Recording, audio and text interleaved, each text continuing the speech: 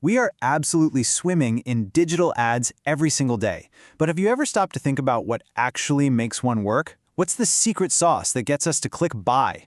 Well, today, we're digging into that very question. And believe me, the answer is probably not what you're thinking. I mean, really, does your online life feel like you're just wading through this endless river of pop-ups, banners, and sponsored posts? It's a lot. And if you're a business, this isn't just an annoyance, it's a huge problem. You're asking, how on earth, in all of this noise, do I create an ad that actually connects with someone and makes them want to buy my product? That's the million-dollar question, right?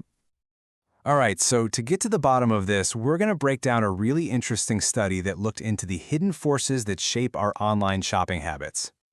And look at this. The amount of money being poured into this is just staggering. This chart, using data from the UAE, shows digital ad spending didn't just grow, it exploded. It more than tripled in just 3 years, soaring past $1 billion. So when you've got that kind of cash on the line, figuring out what actually works isn't just some academic exercise. It's absolutely critical for survival. So the study we're looking at focuses on a pretty specific and really modern place, the IT sector in the United Arab Emirates. Think about it. It's a super fast-paced, tech-savvy market. Honestly, it's the perfect laboratory to see what's happening on the cutting edge of digital ads. Okay, so the researchers decided to investigate 3 of the most common types of digital ads, the ones we see all the time. Let's call them our main suspects and see what they're all about. First up, we have email marketing. You could call this one the old veteran, right? It's been around forever, but don't count it out. It's still an absolute powerhouse. The whole idea is to talk to you directly, sending offers, newsletters, and updates right to your inbox. It's all about building that long-term connection. Next, our second suspect, mobile marketing. This is all about getting to you on that little device that's practically glued to your hand, your smartphone. We're talking SMS alerts, those ads that pop up in your social feeds, in-app promotions, you name it. It's fast, it's personal, and it knows where you are. And our third and final suspect, digital retargeting. Oh, you know this one. Ever looked at a pair of shoes online and then suddenly for the next week, ads for those exact same shoes are stalking you across the entire internet? Yep, that's retargeting. Its whole job is to find people who've already shown some interest and just gently remind them.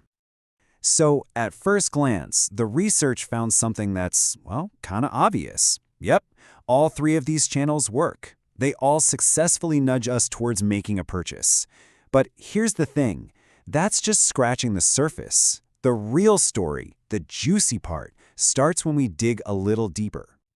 See, the researchers had a hunch. They thought there might be some kind of hidden factor, a secret sauce, if you will, that could make these ads even more powerful.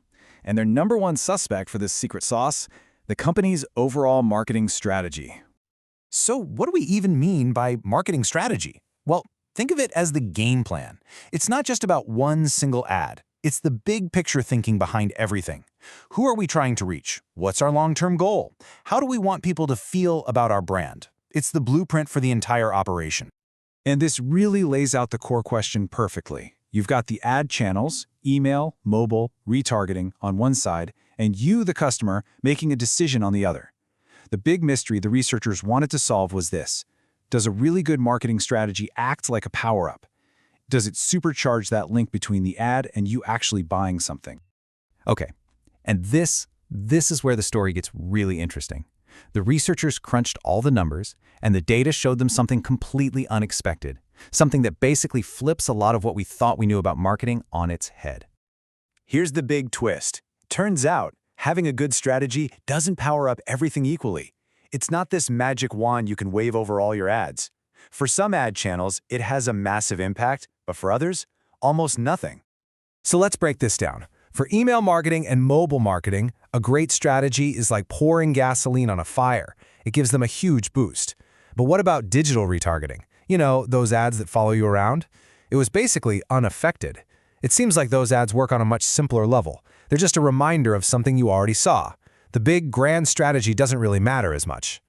And here it is, straight from the horse's mouth. The study says that marketing tactics have an insignificant effect on whether retargeting ads work.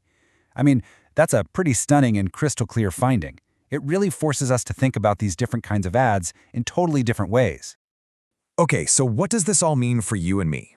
This surprising twist isn't just a fun fact. It has real, practical takeaways, whether you're the one making the ads or the one seeing them every day. All right, if you're a business, listen up, because this is huge. Your big picture strategy, it is absolutely essential for your email and mobile campaigns. That's where you put your strategic thinking.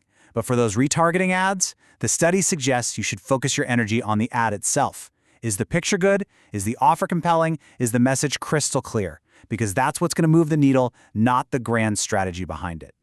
And for the rest of us, as consumers, this gives us a whole new way to look at the ads we see. When you get that marketing email or see an ad in your social feed, you can bet it's probably part of some big, sophisticated, long-term plan.